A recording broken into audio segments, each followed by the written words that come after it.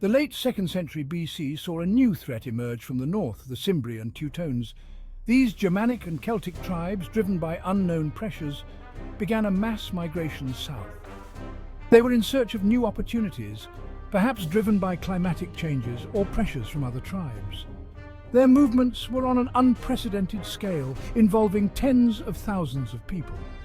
Entire tribes, including women, children, and the elderly, were on the move. This was not just a warrior expedition, but a full-scale migration of entire communities. This migration brought them into conflict with Rome and its allies. The Roman Republic, already stretched thin by other conflicts, now faced a new and formidable challenge. The Cimbri and Teutones were not simply raiders. They were looking for new lands to settle, lands that could sustain their people for generations to come. They sought new lands to settle. Their arrival sent shockwaves through the Roman world, causing panic and fear among the Roman citizens. Their arrival sent shockwaves through the Roman world. The Romans had never encountered such a large and determined group of migrants before. This was not the typical border skirmish. It was a full-scale migration, a potential mass invasion that threatened the stability of the Roman Republic. This was a full-scale migration, a potential mass invasion. The sheer number of people involved made it a significant threat. The very existence of the Roman Republic seemed at stake. The Senate and the people of Rome were deeply concerned about the implications of this migration.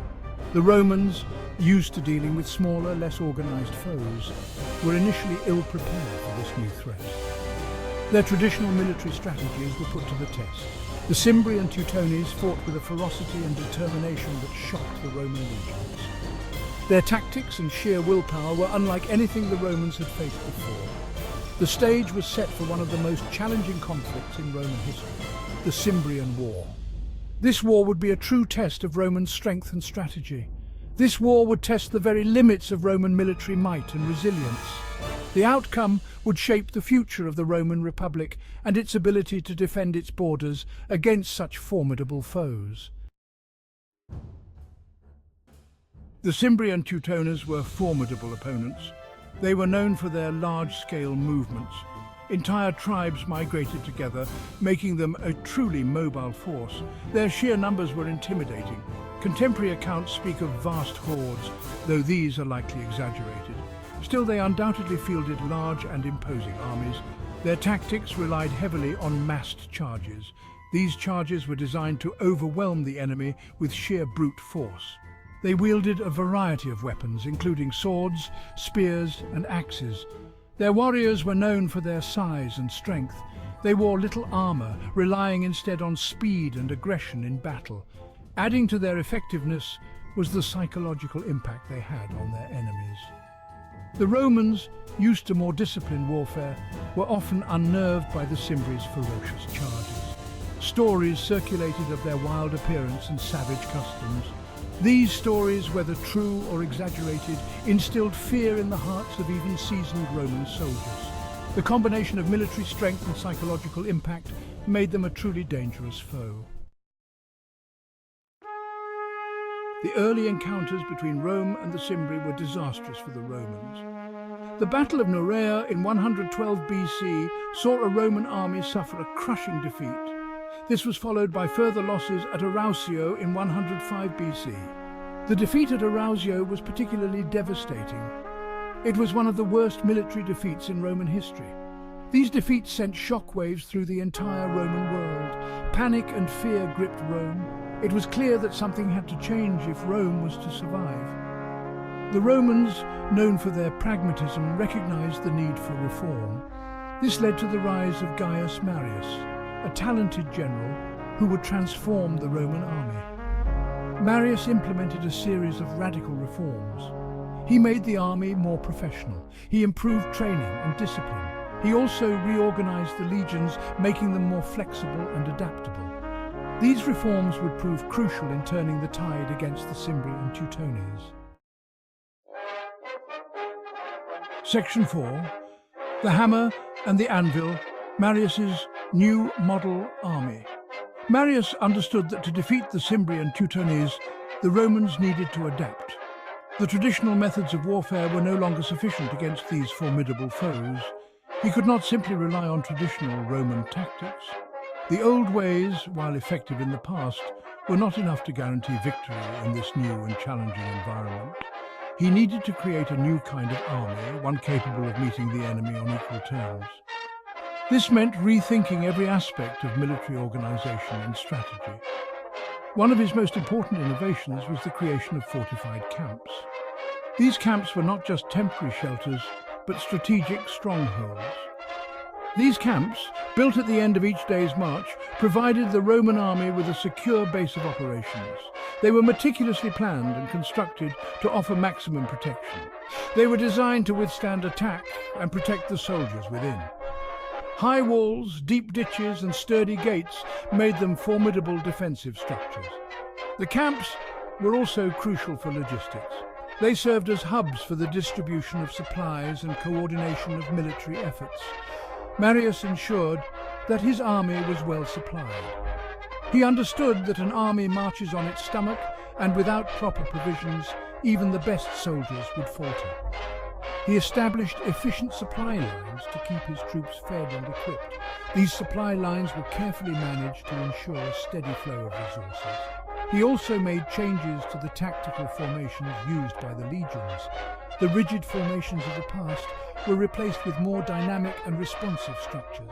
He adopted a more flexible approach, allowing his legions to adapt to changing circumstances on the battlefield.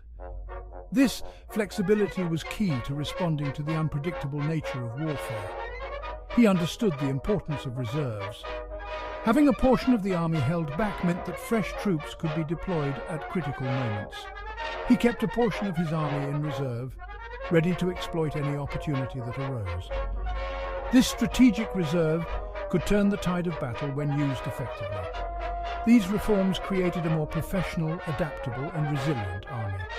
Marius's innovations laid the groundwork for the future success of the Roman military, ensuring that it remained a dominant force for centuries to come. Section 5, Aquae Sextiae, a turning point in the war. The Battle of Aquae Sextiae, fought in 102 BC, was a turning point in the Cimbrian War. The Cimbri, having ravaged parts of Gaul and Spain, were seeking to cross the Alps into Italy. Marius, with his reformed legions, was waiting for them. He chose his battleground carefully, selecting a site that gave his troops the advantage. The battle was hard fought. The Cimbri, true to their reputation, fought with ferocity, but the Roman legions, well trained and disciplined, held their ground. Marius's strategic use of the terrain and the element of surprise played a crucial role in securing a decisive Roman victory. The Cimbri were routed. Their leader, Boiorix, was killed in battle. The victory at Aquae Sextiae had a profound impact on the course of the war. It showed that the Cimbri were not invincible. It restored Roman morale after years of defeat. It also solidified Marius's reputation as a brilliant military commander. The Romans had found their champion. Section 6. The Fields of Vercellae, crushing the Cimbrian threat. Despite their defeat at Aquae Sextiae, the Cimbrian threat was not yet over. A large force of Cimbri, along with their allies, the Teutones, had managed to bypass Marius and enter Italy. The Romans, once again led by Marius, met them at the Battle of Vercellae in 101 BC. The battlefield of Vercellae was a vast, flat plain, ideal for the Cimbrian style of warfare. The Cimbri, confident in their numbers, charged headlong into the Roman lines. The Romans, however, were ready for them. Marius had drawn up his legions carefully, anticipating the Cimbri attack. The legions, formed into their signature three-line formation, withstood the initial onslaught. Then, slowly and methodically, they began to push back. The Cimbri, trapped between the Roman lines and the baggage train of their own people, were slaughtered. The battle turned into a rout. The Roman victory was total. The Cimbrian threat was finally vanquished. Section 7. The Legacy of the Cimbrian War. Rome's enduring strength. The Cimbrian War was a watershed moment in Roman history, a pivotal event that would forever change the course of the Republic.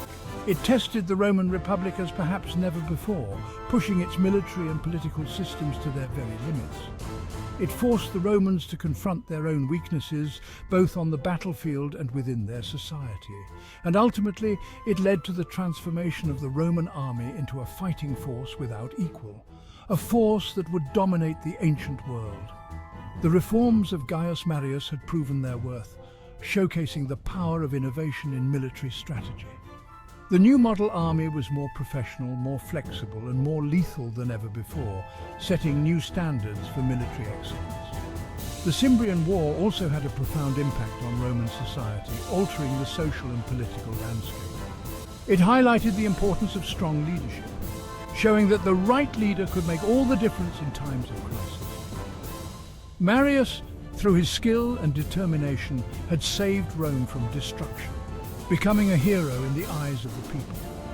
He became a symbol of Roman military power, embodying the strength and resilience of the Republic. The war also reinforced the Roman virtue of resilience, a quality that would define the Republic for centuries.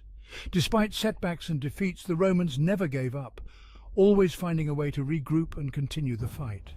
The Cimbrian War serves as a reminder of the enduring strength of the Roman Republic, a testament to its ability to overcome adversity. It shows how Rome, even when faced with seemingly insurmountable challenges, could adapt, evolve, and ultimately triumph, securing its place in history. The lessons learned in this conflict would shape Roman military thinking for centuries to come, influencing tactics and strategies that would be used in future battles.